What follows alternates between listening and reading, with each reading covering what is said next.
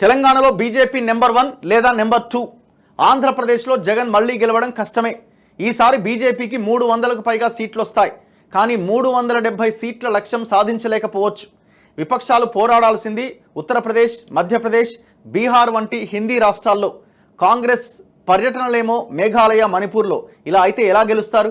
అనుకున్న ఫలితాలు సాధించలేకపోతే రాహుల్ గాంధీ తప్పుకోవాల్సిందే. పీటీఐ ఇంటర్వ్యూలో ప్రశాంత్ కిషోర్ అట. ఇప్పుడు రాహుల్ గాంధీ ఏం చేయగలుగుతాడు ఇప్పుడున్న సిచ్యువేషన్లో? తెలంగాణలో బీజేపీ పుంజుకుంటోందని ప్రముఖ రాజకీయ వ్యూహకర్త ప్రశాంత్ కిషోర్ అన్నారు. లోక్సభ ఎన్నికల్లో ఆ పార్టీ రాష్ట్రంలో గణనీయంగా ఓట్లు, సీట్లు సాధించి మొదటి లేదా రెండో స్థానంలో నిలిచే అవకాశం ఉందని ఆయన జోస్యం చెప్పారు.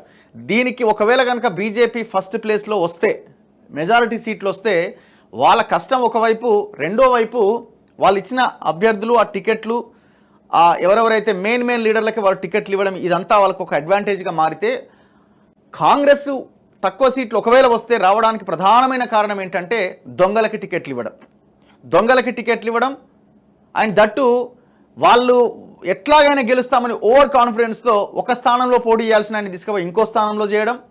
ఇట్లాంటి తప్పుల వల్ల కాంగ్రెస్కి నష్టం జరిగే అవకాశం ఉన్నది. Very clear. అందులో ఇప్పుడు దానం నాగేందర్, రంజిత్ రెడ్డి, ఇక్కడ సునీత మహేందర్, ఇట్లాంటి వాళ్ళని టికెట్లు ఇచ్చినారు, అక్కడిక్కడ షెఫిల్ చేసినారు. ఏం ఉపయోగం? ఆడ భువనగిరి, చామల కిరణ్ కుమార్ రెడ్డి, ఇట్లా చాలా ఉన్నాయి టికెట్స్. అలాగే ఏపీలో జగన్ మళ్లీ అధికారంలోకి రావడం కష్టమే అని ఆయన స్పష్టం చేశారు. దేశవ్యాప్తంగా నెలకొన్న సార్వత్రిక ఎన్నికల సందడి నేపథ్యంలో Press Trust of India PTI సంపాదకులకు ఆయన ప్రత్యేకంగా ఇంటర్వ్యూ ఇచ్చారు.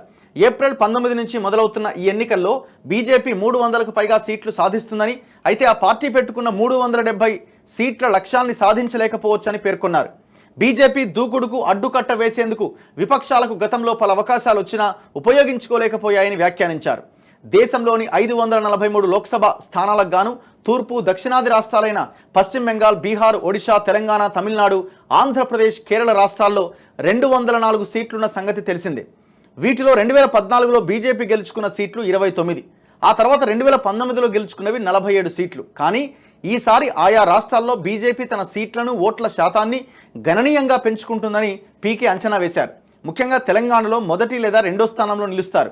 అది చాలా పెద్ద విషయమని పీకే తెలిపారు. అలాగే ఒడిశా, బెంగాల్లో కాషాయ పార్టీ నెంబర్ 1లో నిలుస్తుంది. తమిళనాడులో బీజేపీ ఓట్ షేర్ 2 అంకెల శాతానికి చేరుతుంది. ఇక ఏపీలో ఈసారి జగన్ అధికారంలోకి రావడం చాలా కష్టమని పీకే అభిప్రాయపడ్డారు. ప్రజల ఆకాంక్షలను నెరవేర్చే నాయకుడిలా కాకుండా ఓటర్లకు ఒక ప్రొవైడర్లా ఆయన వ్యవహరిస్తున్నారు. జగన్ తీరు గత కాలపు మోనార్కులను తలపిస్తోంది. భూపేష్ బఘేల్ మాదిరిగా ప్రజలకు డబ్బులు పంచడానికే జగన్ పరిమితం కావడంతో అభివృద్ధి స్తంభించింది. ప్రజాస్వామ్యబద్ధంగా ఎన్నికైన నాయకుడు ప్రజలకు డబ్బులు ఇవ్వడమే కాదు, వారి ఆకాంక్షలు నెరవేర్చాలి. నేను రాజును, మీకేం కావాలో నాకు తెలుసు, అది మీకు ఇస్తున్నా కాబట్టి నాకు ఓట్లేయండి అని అనుకుంటే కుదరదు. జగన్ తీరు ఇదే. నేను డబ్బులు పంచుతూ పోతుంటా, మీకు ఇదే మంచిది, రోడ్లు వేసినా వేయకున్నా, రాజధాని ఉన్నా లేకపోయినా, ఫ్యాక్టరీలు కట్టినా కట్టకపోయినా నెలకు 2000 ఇస్తుంటా అని భావిస్తున్నారని వెల్లడించారు. సో ఇట్లా తిరగాల్సింది ఒక చోటైతే బీజేపీకి బాగా పట్టున్న పశ్చిమ, ఉత్తరాది రాష్ట్రాల్లోని కనీసం 100 సీట్లలో ఆ పార్టీని విపక్షాలు, మరీ ముఖ్యంగా కాంగ్రెస్ ఓడించగలిగితేనే కమలనాథులకు ఆ సెగ తగులుతుందని, కానీ అలా జరిగే అవకాశం లేదని పీకే చెప్పారు. మోదీ, అమిత్ షా వంటి బడా నేతలు తూర్పు, దక్షిణాది రాష్ట్రాల్లో తరచుగా పర్యటించడం వల్ల బీజేపీ ఆయా రాష్ట్రాల్లో తన ప్రాబల్యాన్ని గణనీయంగా పెంచుకుంది. గత 5 సంవత్సరాల్లో తమిళనాడులో మోదీ చేసిన టూర్ల సంఖ్యను యుద్ధ రంగం లాంటి రాష్ట్రాల్లో రాహుల్, సోనియా లేదా మరే ఇతర విపక్ష నేత చేసిన పర్యటనల సంఖ్యను లెక్కబెట్టండి. మీరు అంటే సోనియా, రాహుల్ గాంధీ పోరాడాల్సింది యూపీ, బీహార్, మధ్యప్రదేశ్ వంటి రాష్ట్రాల్లో, కానీ మీరు పర్యటిస్తుంది మణిపూర్, మేఘాలయ లాంటి రాష్ట్రాల్లో. ఇలా అయితే మీరు ఎలా గెలుస్తారు? ఒక్క కేరళలో గెలిస్తే దేశమంతా గెలిచినట్టు కాదు. మీరు యూపీ, బీహార్, మధ్యప్రదేశ్లో గెలవనప్పుడు ఒక్క వయనాడులో గెలవడం వల్ల ఉపయోగం లేదు. అమేధీని వదులుకోవడం ఒక తప్పుడు సందేశాన్ని పంపుతుంది అని పీకే వ్యాఖ్యానించారు. 2014లో మోదీ గుజరాత్తో పాటుగా వారణాసి నుంచి కూడా పోటీ చేసిన విషయాన్ని గుర్తు చేశారు. ఎందుకంటే యూపీ, బీహార్, మధ్యప్రదేశ్, రాజస్థాన్, హర్యానా, హిమాచల్ ప్రదేశ్, జార్ఖండ్, ఉత్తరాఖండ్, ఛత్తీస్గఢ్, చండీగఢ్, ఢిల్లీలో గెలవకుండా, ఆ ప్రాంతంలో ఉనికిని బలంగా చాటుకోకుండా ఈ దేశాన్ని గెలవలేరు. కనీసం 350 సీట్లలో బీజేపీకి వ్యతిరేకంగా ముఖాముఖి పోటీ చేయకపోతే కూటమికి అర్థం లేదు. బీజేపీని ఎదుర్కొనే నాయకత్వం, ఎజెండా కూటమికి లేవని, అందుకే బీజేపీ పదే పదే గెలుస్తోందని విశ్లేషించారు. బీజేపీ మూడోసారి గెలిస్తే ఆ పార్టీ ఆధిపత్యం పెరిగిపోయే అవకాశం ఉందా అనే ప్రశ్నకు 1984లో అతిపెద్ద గెలుపు నమోదు చేశాకే కాంగ్రెస్ పతనం ప్రారంభమైందని, అప్పటి నుంచి ఆ పార్టీ సొంతంగా అధికారంలోకి రాలేకపోయిందని గుర్తు చేసిరట. అంటే ఇప్పుడు మోదీ కూడా అతిపెద్ద గెలుపు గెలుస్తాడు, కాంగ్రెస్ లాంటి సిచ్యువేషన్ బీజేపీకి వస్తుందనా?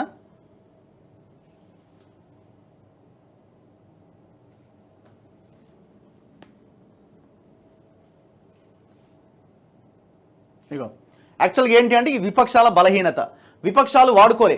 మోదీ నేతృత్వంలో బీజేపీ అప్రతిహాతంగా దూసుకుపోతోందన్న వాదనను ఒక పెద్ద భ్రమగా ప్రశాంత్ కిషోర్ కొట్టిపారేశారు. 2014 తర్వాత అధికార పార్టీ వెనుకబడ్డ సందర్భాల్లో విపక్షాలు, ప్రత్యేకించి కాంగ్రెస్ పార్టీ ఆ పరిస్థితిని సొమ్ము చేసుకోవడంలో విఫలమైందట. 2015-16 సంవత్సరాల్లో జరిగిన అసెంబ్లీ ఎన్నికల్లో అస్సోంలో తప్ప చాలా చోట్ల బీజేపీ ఓడిపోయింది. ఆ తర్వాత ఆ పార్టీ పుంజుకోవడానికి ప్రతిపక్షాలే ఛాన్స్ ఇచ్చినాయి. నోట్ల రద్దు తర్వాత గుజరాత్లో జరిగిన ఎన్నికల్లో బీజేపీ దాదాపు ఓడిపోయే స్థితికి వచ్చింది. 2018లో పలు రాష్ట్రాల్లో ఓటమి పాలైంది. వాటిని సొమ్ము చేసుకోకపోవడం ద్వారా 2019 సార్వత్రిక ఎన్నికల్లో కాంగ్రెస్ పెద్ద తప్పు చేసింది. కోవిడ్ సమయంలో మోదీ పనితీరు బాగోలేదన్న అభిప్రాయం ఏర్పడి పశ్చిమ బెంగాల్లో బీజేపీ ఓడిపోయిన విపక్ష నేతల అవకాశాన్ని వాడుకోలే.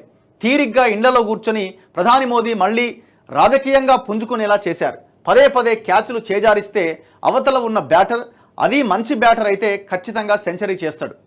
మోదీ మూడోసారి గెలిచిన తర్వాత పెద్ద నిర్ణయాలు తీసుకుంటారని ప్రకటించారని, ఆయన ఏమి చేస్తారో అన్న ఆసక్తి, ఆందోళన ఒక రాజకీయ పరిశీలకుడిగా తనకున్నాయని ప్రశాంత్ కిషోర్ చెప్పారు.